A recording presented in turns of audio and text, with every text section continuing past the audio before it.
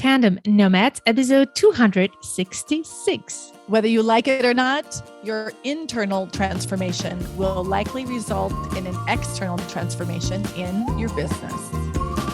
Hello, Nomad Nation. Welcome to Tandem Nomads, the podcast show and entrepreneurship platform where you can find great resources and inspiration to grow a successful portable business so that you can thrive in your global nomadic life and through any transition. This is your host, Emel Deregi. I'm a business and marketing coach and the founder of Tandem Nomads. I'm passionate about all topics related to marketing and how that actually for me is also very much related to who we are as a business owner and entrepreneur. And one of the things when you run your business is about learning how to be in alignment with your business, in alignment with your values, and also be willing to shift as things evolve. And I could not hope for a better guest today to share her journey that she called of evolution. In marketing terms, we'll talk about rebranding, but it's truly an evolution. So to talk about this, I'm really excited to have my wonderful friend, business partner, and so much more in the show. So Sundae, I'm so happy to have you again on Tandem Nomads. Thanks for being here. And are you ready for this exciting ride? I am ready. Let's do this. Let's do this. Are you nervous? I'm excited, but a little bit nervous. I love it. So I love when I make Sundae nervous. So Nomad Nation, let me, if you don't know already, I probably every other episode on Tandem Nomads, I mentioned you, Sundae, if you don't know. So again, I have the feeling that Tandem Nomads listeners already know you. But Nomad Nation, let me just give you a brief introduction to who is Sundae. Sundae Bean is an intercultural strategist, a transformation facilitator, and a solution-oriented coach. She supports individuals and organizations as they go through life quakes and other major shifts, no matter where they are. For almost a decade, her location-independent business has served individuals and world-class organizations from over 60 countries across 6 continents. And Sundae's mission is to help clients achieve ambitious goals while navigating transition. She leads several online groups with thousands of members and hosts the popular weekly podcast In Transit with Sundae Bean. So formerly it was called Expat Happy Hour. That's what we're going to talk about actually. And it has enjoyed a top 5% global rank for 5 years straight.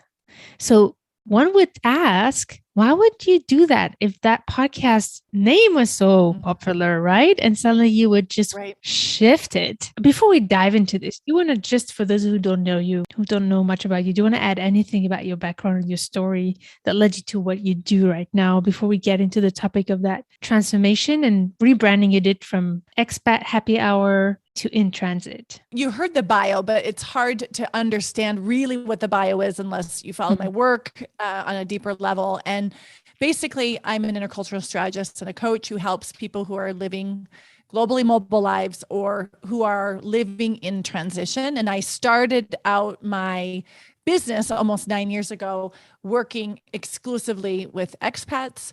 And I do help and center my work on transformation.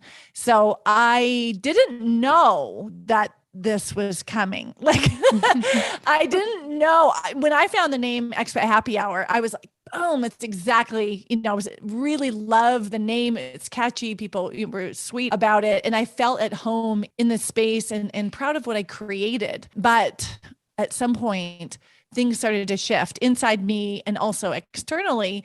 And I realized something that I loved deeply needed to shift. Even though what I had built was what I wanted to build and loved, I did need to make some changes to sort of move to where I was moving to. Wonderful.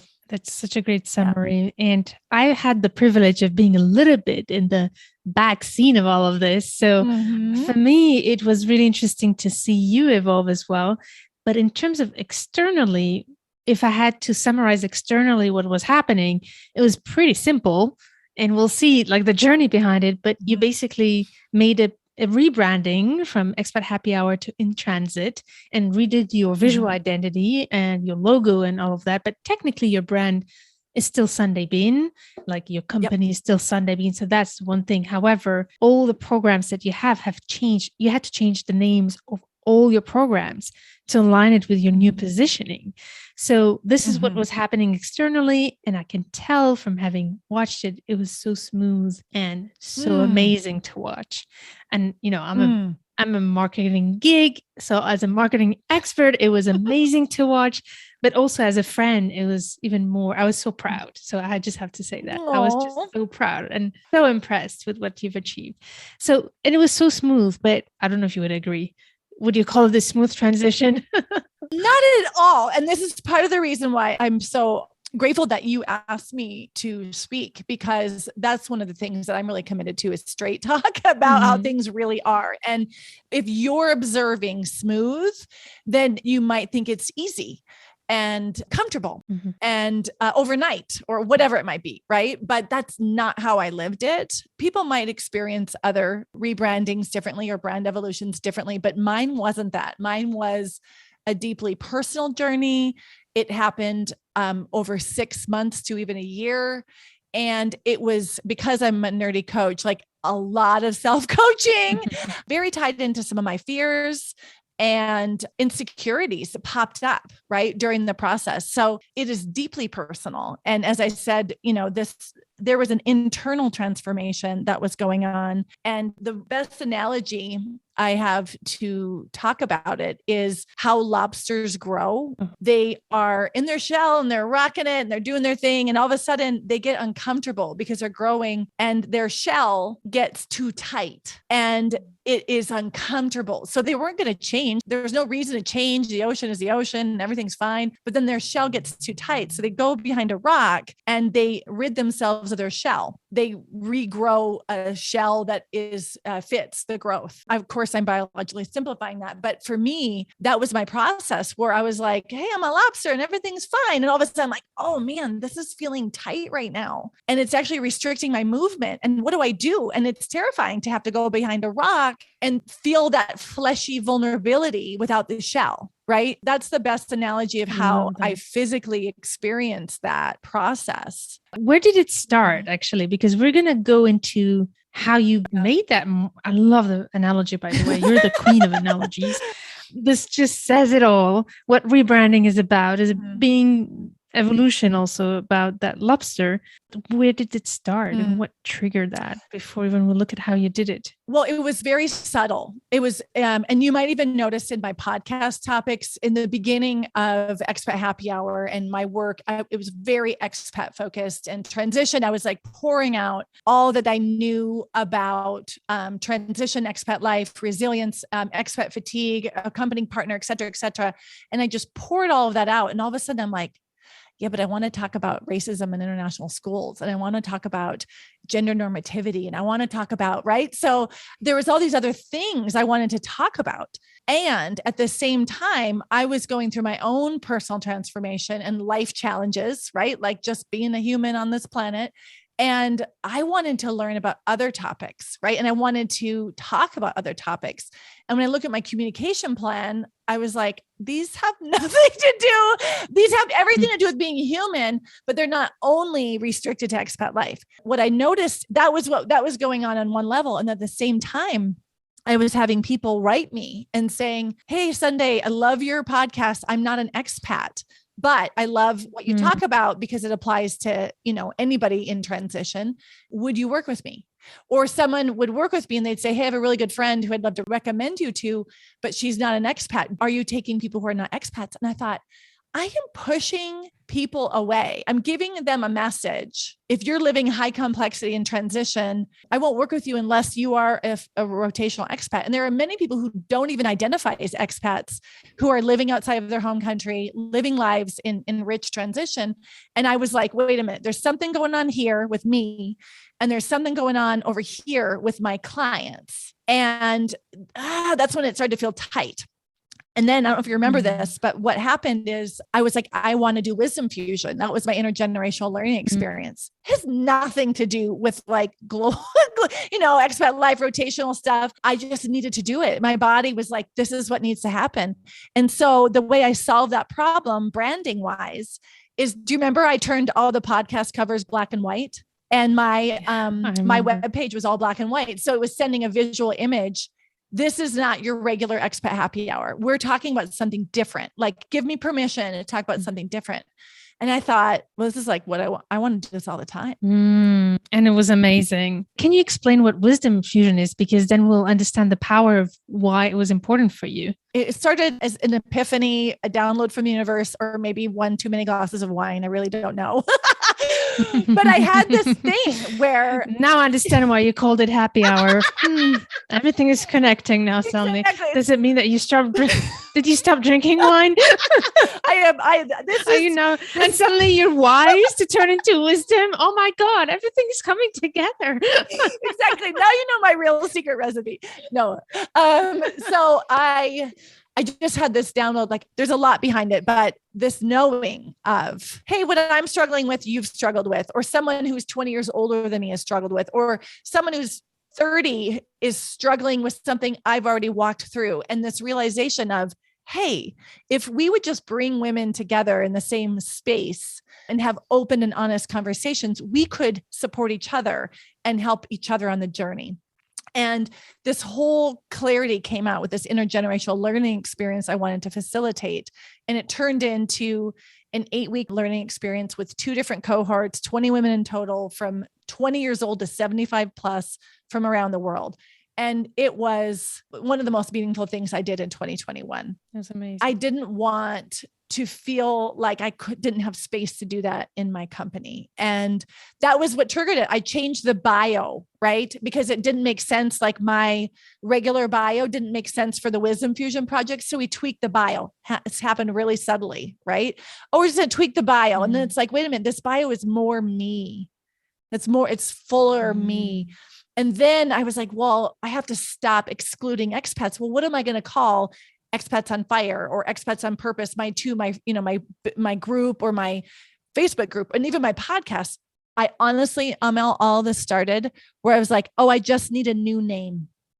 All I thought I needed was a new name. And it became this actually expensive and 6-month long journey where I realized I didn't need just a new name. What I needed was the inside to match the outside. And that's where the evolution process started. I love it so much. I'm so grateful that you're here to share that journey and how you did it, because it was so well done. It was so impressive, but also so meaningful. I felt that energy, the meaningfulness of the transition that you were going through and taking us with it. Before we go there, there's one thing I want to address. It's about, when you said about, I felt like I was pushing away some people, and that is when basically a brand evolves, when suddenly it needs to evolve. And I love that you chose the word evolve because it's about growing, right? And I want to make sure that those who are probably listening now and maybe don't have yet their name and feel that stress of picking the right name from the get-go. I don't want people to see the rebranding as a mistake. Like, it was part of the journey. I don't know if you would agree with that. Do you see what I'm trying to say here? Yeah, absolutely. And I have poured my heart into everything I've done. And I've always done my best to represent where I was. And even in the beginning, I have to find maybe some embarrassing photos from the very beginning with my blog and my pictures and stuff. It was an expression of who I was. And at that time, it was too corporate. I was trying to replicate kind of the cachet I had when I was in a corporate context and part of a corporate entity and acquiring my clients, that I felt like when I went independent, I needed to hey, I'm still really professional. And I actually pushed people away because it gave them too much distance. So our branding is always personal, and it's always a reflection of how much inner work we have or have not done. Right. And that's because I'm a nerdy coach. I know we need to do that inner work, but it's going to catch up with you in some way or the other. Right. And as solopreneurs, maybe not for corporate, maybe it's different for other branding things, but I think for solopreneurs, it's true. I think it's really important what you're saying about how our branding as a solo entrepreneur reflects our identity in a way, who we are. And that's where I always talk about being authentic is the best way of choosing the right direction and messagings by being yourself. Yep. But I do think that it's just part of the journey. It's like, I don't want people to pressure on trying that best with that branding. You wouldn't be where you are today if you didn't have that branding initially, right? You evolved from there. That was your starting point to be where you are today. Yep. I think that's important as well, so that people don't feel the pressure of saying, oh, I should choose the perfect name, the perfect branding, perfect messaging from the get-go. Because I don't think that's possible. You are where you are today because you started there. Yep. And want to know one of the learnings I made along this way? I mean, I will gratefully bear my soul and insecurities for others to benefit from. I will tell you, I actually created, this is how nerdy of a coach I am. What is my list? Low quality thoughts _ brand evolution. It's a document in my Google Drive. I will read a few for you. But one of the learnings that I had was I was talking to someone who I was in a business mastermind with. She's wonderful. And we were talking, and I hired her to try to help me with this freaking name I was trying to solve. Like, what could the names be? And she was like, Sundae. I shared about this, and I think in my podcast, she's like, Sundae, do you really think the success of your business is going to be based on what the name your podcast is or the name that you change your group to? She goes, no one is going to go home when you make the brand evolution and go, oh, I'm so mad Sundae Bean changed her podcast name from Expat Happy Hour to In Transit. And I was like, she's right. She's like, Sundae, it's what you give. It's your content. It's how you love on your clients. It's not like, stop making it about that one thing, and that's what we get. I think, especially if you're not a marketing or salesperson by trade, you're like, what logo should it be? What color should it be? What should the name be? And they are important. I know they are important because you can also have a company fail because it's the wrong name and all of that. But I do think sometimes we exaggerate the importance of one or two elements to our business success when it's really about showing up consistently, meeting the needs of your clients. My best example of that is one of my original coaching mentors was Dr. Martha Beck, and her website was a disaster. It looked like it was from 1992.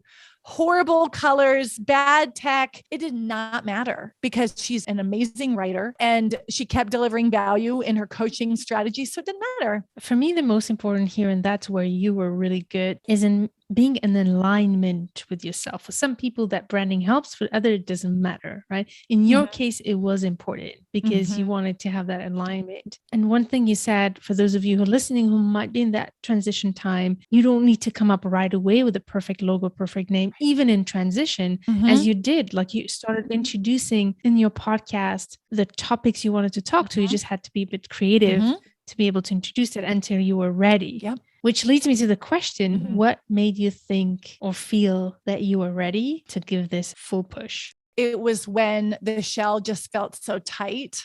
I just knew I had to do something. It was also a vision of what I'm moving toward.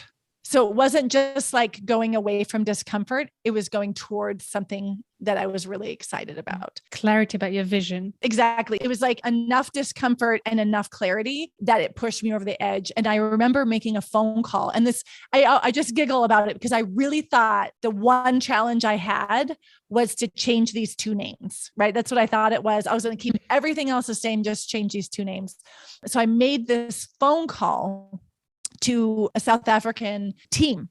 And I was like, y'all need to help me change my names, these two names. And I'm like, do you brainstorm? Do you whatever? And then we had the call. I had the call with the CEO, and they're really top level marketing team. And he's like, I think we have some other, things to solve here. Cause he gets this. He was like, I think you have actually other questions. And then I said, okay, I do think I need some market research because I had it in my body. I knew where I wanted to go, but I didn't have the language for it yet. And I was trying. I have this super talented team. Like, if they can't help me rename something, I don't know who can, because they're so talented. It wasn't doing it, right? There was something bigger questions I had to answer. And that is where I got really serious about the process. And I love that you talk about market research, talking dirty to me. Ooh. Anything you want to share about that? Because you know that I'm all about doing. I remember I was like, did you do your market research? I said, yes, I did. Well, I hired them to do that. Can you guide us a little bit through that process? Yeah. What did you research exactly? Okay, so here's the thing. That was my intention, and it did not go the way I planned. I had high hopes for the experience because of who I hired and what I wanted them to do. And I want to be really gentle about how I say this because it's not about the marketing team. I'm going to just speak generally about it. I hired them for the market research and to help do the renaming. That was like in the brand package assignment type of thing. Exactly. And their first feedback on brand evolution was a complete failure. I was like, so I just paid you to tell me about my market that I have been serving for 8 years. I was like, no. And I thought, are you kidding me? And when you have this, when you do these very professional agreements, you have like 1 or 2 versions and, there's a lot on the line. And I was like, no. So I ended up having a conversation. I was like, okay, deep breath, like just come down, like talk about it tomorrow. I made a video thing as gently as I could. Like, thank you for this. Here's what I like, but this is not hitting it. And I ended up having a conversation. They made the best move. Then they put me on a call with someone who understood my industry and understood global life. And she understood coaching and she understood global life. And she goes, oh, so you don't want to sound like a general life coach, but you don't want to just talk to expats. So we have to do something differently. So she got me. And what she did is she drew out of me. And here's what I want to really tell people, because I think this is, maybe I'm wrong. Most people who go to experts in branding, marketing, etc., we want you to tell us who we are. We want you to tell us what we should do. And that is honestly not how that works. And it's what we do. I did that in 2013. I told this marketing lady, I'm like, what logo should I have? What brand colors should I have? No, we need to partner with people in marketing and branding and all of that. But it's us that lives with that. It is an expression of who we are. So in that conversation, she helped me make a huge shift. And what the shift was, what I was doing in the past was I was focusing on who I worked with and then the success stories. But what we realized the shift was we were going to add 2 more layers of the circle, but closer to the core. We added who I am and what I do. And this is where ambitious transformation and transition came out, because I was doing that anyway. I just hadn't been forced to articulate it, because this is where the gift was, because it was such a flop in the beginning and I had so much money on the line. I was like, oh no, push the desk away. Here I come. And because I was put in the corner, it made me say it. So I was like, no, this is what I want from you. It's a bit like coaching at the end of the day. Yes, it is, right? Because we want the person to tell us what to do, but we have to find our own answers. And so I was able to, thankfully, this woman was amazing. It was a huge shift, articulate who I am and have them bring out who I am and then what I do. And that's where ambitious transformation and transition came in. And that was important. And the other thing that came out was when I talked about transformation, I articulated, this is what another thing for people who are in creative endeavors or have, marketing who have their own proprietary approach. Sometimes it's just what you do and you don't even have a name for it. It's just so natural, but it's not what others do. It's what you do. And she helped me articulate the 3 forms of transformation: internal led, external led, and performance led. And she basically took how I see the world anyway, and she helped me bring it out and on paper. And it's what I was doing anyway. And it's so obvious in hindsight. And when I talked to my clients after the evolution, they were like, oh yeah, totally, Sundae. No one was like, oh, that's totally off base. Like no one said she's coming out of left field. Everybody had a natural, of course, response, people who knew my work. So that was said a lot for me. And the other thing is what happened is they came up with this first idea and I was like, ooh, we're close, but not quite. it's actually like this. And that's what I mean by partnership. And to give this company credit, if who you're working with misses the mark completely, maybe not go where I went like that day when I was like, are you kidding me? Thankfully I didn't do it to them. It was just like, at home. But no, this is part of like the back and forth collaboration process. If that makes sense. Yeah. Yeah. And so while going through this, and I think it took some courage initially, although it felt like it was necessary probably to do it.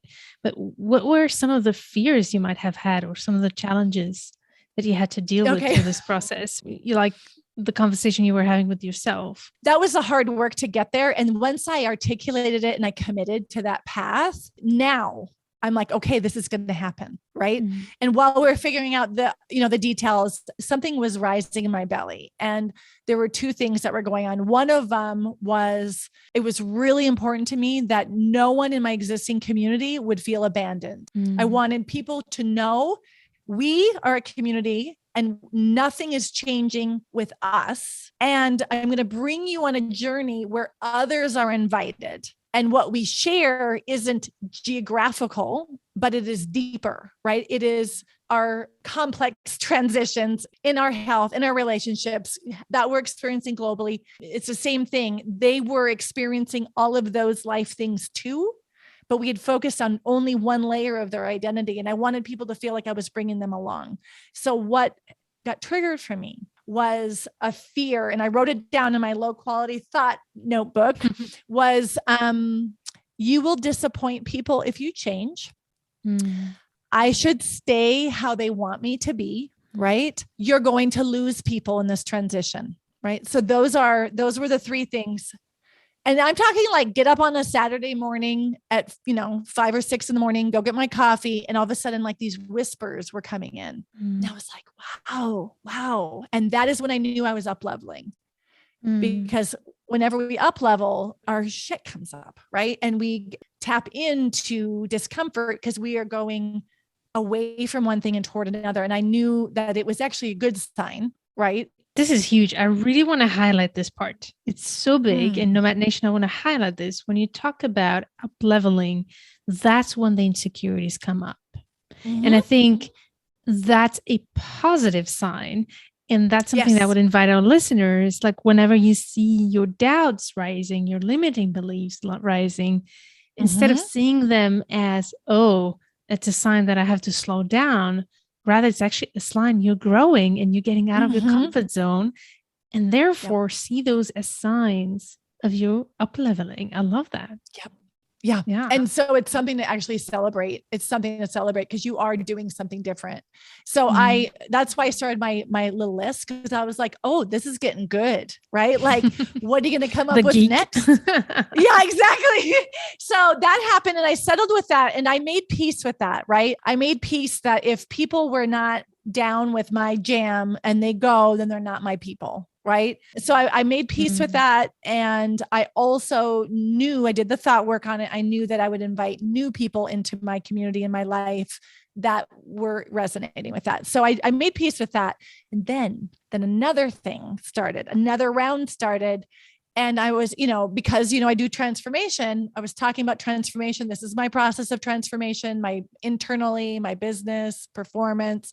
And all of a sudden, I was like, wait a minute, I'm in a moment of transformation. What if I'm a moth?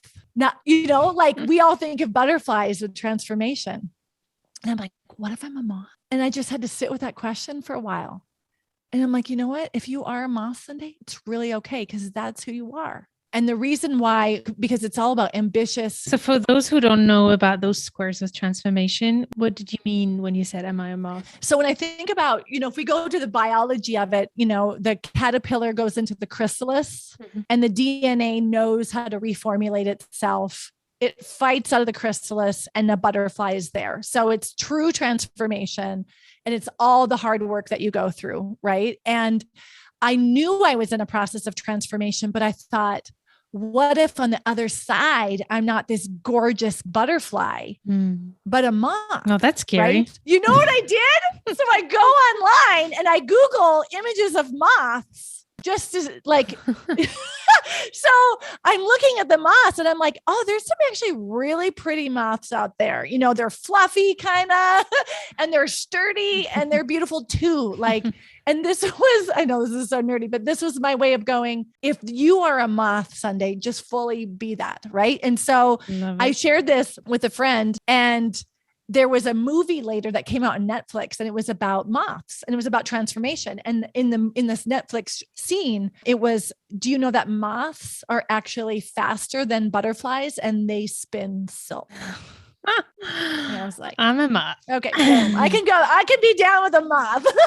So it was also this is about imposter syndrome, right? This is about needing to remind ourselves who we are and what we can do and what we're capable of, and accepting who we are. I share that. It is vulnerable to share that, but I share that on purpose because I want people to know that it's just normal, right? Like it's about doing the work. And had I not done the work, I wouldn't have made that process, right? That's just so powerful what you're sharing here. So let's go first now with the outcome. Well, how is it looking? Mm-hmm. How is it looking now on the other side? Yeah. What I love about it, it feels like my shell is a lot bigger and have room to grow. And I'm really excited about it. It's been from resonance from the community actually was even better than I thought it was. I was really taken off on the morning that I announced the reveal. I almost felt embarrassed. Like maybe I put too much time and attention in a transfer, like bringing people along on the journey, like, because people were so positively responsive to it. I was like, was I making it a bigger deal than it needed to be? It's interesting. Yeah. I was so overwhelmed by people's support that it meant a lot to me. It also confirmed my suspicions. People who are love pats, who are living permanently abroad because of their partner or are permanently immigrated to another country, wrote me and they said, oh, Sundae, I love it. I really see myself in this. Right. And so it actually became more inclusive rather than exclusive. That was important to me. The perfect example is I just did a podcast that's going to be coming out on sex. And it was so much fun. I was like, whoa, it was really good. I'm getting all pink when I talk about it. So good. But it was so much fun. And I was like, of course I can talk about sex on this podcast because it's about our life in transition. It's about how we grow as a couple, how we grow as an individual into our own sensuality, our sexuality. I've interviewed a Nobel Peace Prize nominee recently, and she's coming on the show. Like I'm able to do amazing things. I interviewed Michael Gronewald, who is a head of AI at Ernst & Young, because it is about a global transition. So I'm having a blast and I'm able to talk about things that are important to all of our lives. Right. So I'm loving it. I love it. This is so good. People are loving it. So unfortunately, we don't have a lot of time to go into details of a lot of things, but there's one thing, maybe you could summarize more pragmatically the process, the logistical process where you did the brand evolution. Like you don't just change the logo from a day to another. How long was the transition from the moment where you started announcing? At least a solid 6 months. For you in the back end, but how about the visible part? 4 weeks, maybe, like in dripping it out, letting people know about it, generating interest. So once I had everything set, I had to update my website, right? That means I had to do this is a thing where people don't realize if you're going to do a brand evolution, there's a lot of money involved too. Depends on how you do it, but I did a photo shoot. I had to get a new brand, like a new logo, new colors, all of that web revamp. And one thing, by the way, for people, I didn't know you should redo your website every 3 years. Like those change fast. So it was time for me to really make a shift in my website anyway, just from functionality. So that's why 6 months was important for me. But what I did is I started teasing out to people a few weeks out, like, hey, something new is coming, get ready for it. And I shared some of my story and having like how it's hard to let go. And so I also shared with them, like, I get it. If you're having a hard time with letting go with the identity that we've created as a community or as a listener, I get it. I know it's hard. So I started sharing that journey before. Then I started creating excitement about what was coming up. And then I did the big reveal. And from that day on, what I did is I spent 3 weeks really getting everybody on the same page. What is this? What do I mean by in transit? What do I mean by transformation? And what do I mean by ambition? My definitions, how I see it and how I apply it. So everybody, I brought them on the journey of what we're talking about now. And that also, I think, gave people security. Like, this is still for me. This still applies for me. In fact, it might apply to my friend who doesn't live abroad, but is totally going through this. And that was really important in the first few weeks, I think, to create that. I also did a quiz, and that was super fun for people to engage with the new deal and get new content from me. The whole journey was probably 3 weeks, 4 weeks before and 4 weeks out. So I probably spent 6 to 8 weeks fully focused on the brand transition. And then we just do what we got to do. Yeah. So basically, if I summarize, it's a teasing, reveal, and then nurturing somehow to make sure that there's a transition in nurturing. And so there's one thing that I want to highlight, because a lot of our listeners are solo entrepreneurs and they don't necessarily have the budget to invest that you invested. And the other thing that we need to know is also you invested that huge budget because you had a highly established brand before as well. And that was necessary for you, be it with individuals or corporate as well. So if you're already very established, then you might have the budget to invest in your rebranding. But is there any tips and learnings that you have that you think could help even those who can't invest the type of budget that you invested? Yes. Things that can be in-house made to go through this transition. Absolutely. One thing I haven't mentioned is how important it was to have outside sparring partners who knew me and knew where I wanted to go, where I'd be like, it's kind of where I am in my process. What do you think? Or, even to just like bounce off ideas has been really important, because when you have people that know you and believe in you and understand your work, they can help you go, yep, you're on the right track, or you're holding back a little bit. So I think that's really important. I do not think that you need a big budget to do a brand evolution, but I want people to know that it was expensive, because I don't want people to go, well, gosh, look at what Sundae did. And I feel like mine wasn't like that. Like, no. Like, you can't do that. Like you can't compare your first year to someone else's 9th year. My first brand was like $370. Like the first thing I did was very low budget, but you know what? It was good enough because it was the content that came after. So I think people need to do what I needed to do, was remember it isn't about the exact color you pick, the exact type of logo, right? It's about the internal and external alignment and the excitement you bring to this because it's an alignment, and who you can't wait to serve after. That is what's more important. And everything else you can get on Fiverr or, hire someone in a short package or whatever. I think you can totally maximize from a budget perspective. That is a great tips. And one thing we skipped a little bit, but I want to talk a little bit about it for those who might not have that type of budget as well. First is sensing, like listening to intuition, knowing that it's time for you to rebrand. You talked about knowing who you are, and that's pretty important, like at the beginning. And I think once you have done that internal work, the next step is, before even looking at the logo, before even looking at all this stuff, because these are not important until, for me, and I don't know if you would agree, is that you define who you want to serve and that ideal customer, and making sure that you're aligned with that ideal client you want to attract with that brand evolution. You can't even do a logo until you know that, because your logo has to reflect yourself and who you serve, right? So the logo that's the thing. Why do people go to the logo first? I don't know. Like, it just drives me crazy. Tell me. What I mean? That's the last thing. It is the last thing, right? Oh, you know what? Also, just to vent for a second, people were like, "Oh, Sundae, I love your new logo," and I was like, "All this work for that." It is. I'm like, it's not a new logo. It's not. And you could put a really cool symbol of something. And if it's not all of that deep work, it's not going to translate into a business impact. And I think that's really important. The ideal client, the messaging as well is really important. There's so much that has to be done before the logo. The logo is just the packaging at the end of the day, but the heart has to go into aligning who you are with what you want to do. Who do you want to make that impact for? Who's that ideal client? Your offers and your messaging. I think this is also one thing I can't help just saying here that's really important. And I think people just only know branding through the logo, and they want security and they want something tangible, but they have to hold out for it. And they do have to hold out for it. Sometimes we get impatient. I don't know if you saw it. I've seen that.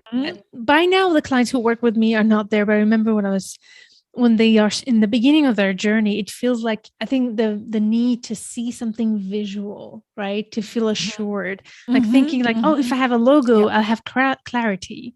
And if I have a logo, I have a business. You don't have a business because you have a logo. You don't have clarity because you have a logo. You start with clarity and then you get, and I know it feels the easiest thing to do actually. And probably also the most fun part to do, to work on the creative aspect of it. But all of that will not mean anything if the foundations are not right? You've done an amazing job. It's been amazing to watch you. I have two more questions for you. The first one is, what are you most proud of in this transition? I think I'm proud that I was able to do what I set out to do, which was really an evolution and not a pivot, because I was very intentional about that. And it was important to me for the experience I would create for the people that have been in my community for so long. Even something as simple as keeping sub-Saharan animals in my website was like safety for people. Like, not everything has changed. For me, that was really important. I am proud of original concepts that I bring. Like, this idea of in transit is very different from the way many other professional transition or specialists are talking about it. Most people are talking about it very linearly and singularly. And I'm really challenging the way we talk about it because it doesn't match our lived experience. And that's constantly what I'm always doing. But I was proud I could bring that into my core ideas and share that with people. Just like ambition and just like with transformation, to say, that's not how this works. And be able to put that out there so other people can see that in their own lives. That's something that feels really good. Your content is matching your brain. It's a dangerous it's place. Matching your brain. So the complexity of the topics that you talk about is what actually makes you stand out as a brand compared to other transition coaches I've seen. It is very flat 2D kind of conversation that I've seen. And I love the 3, 4, 5 dimensions that you bring into the conversation. So I'm really proud of that for you. So this is wonderful. And the last, what's next for you? Gosh, you know what I want to do? I just want to enjoy this for now. I do have a next step. I'm not ready to talk about it yet because there's some things I want to test and implement and incorporate with individuals before I come out with like the next big splash of thing. I just want to enjoy it and watch this impact people's lives. Savor it. I love it. Right. It's so amazing. Thank you so much, Sundae, for sharing this amazing journey. You've been so generous and so inspiring. I would love you to also, we didn't talk about your business model and what you offer. Could you give us a couple words about how you work with individuals through transition? What do you provide and where to find you? Okay, so I work with individuals and organizations as well as coaches. Very basic is I work with individuals who are working on either an internal, external, or performance-led transformation and want some support on that because they might be going through all three at the same time. I also do that same thing for organizations who are looking on developing their leadership. But one of my favorite projects is working with coaches because I've been a coach so long and it's part of just who I am. I love working with coaches. So I'm also a mentor coach and the founder of Expat Coach Coalition, where I teach my tested tools that have been proven in the lives of people living globally mobile lives, as well as help them with the business side. You can find me at sundaebean.com or listen podcast In Transit with Sundae Bean. Wonderful. So Nomad Nation, I'll put all the information about Sundae on the show notes of this episode. If you want to read more about her, find her information, go to tandemnomads.com/266. And thank you again, Sundae. It's been so much fun to do this with you as usual. Yay.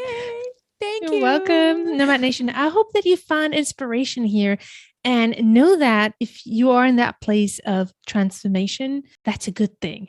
And one thing that I want to highlight before we end as well, that difference between pivot and evolution. So if you're in that moment where you're thinking like you need to expand, ask yourself, is it a pivot that you need? Or are you simply growing? Are you simply evolving? So that's the last word. And I can't wait to hear from you. If you find any feedback to share, reach out on Instagram by DM, or you can also email me on connect@tandemnomads.com, or also connect to Sundae directly as well. Thank you so much for listening, and stay tuned to turn your challenges into great opportunities.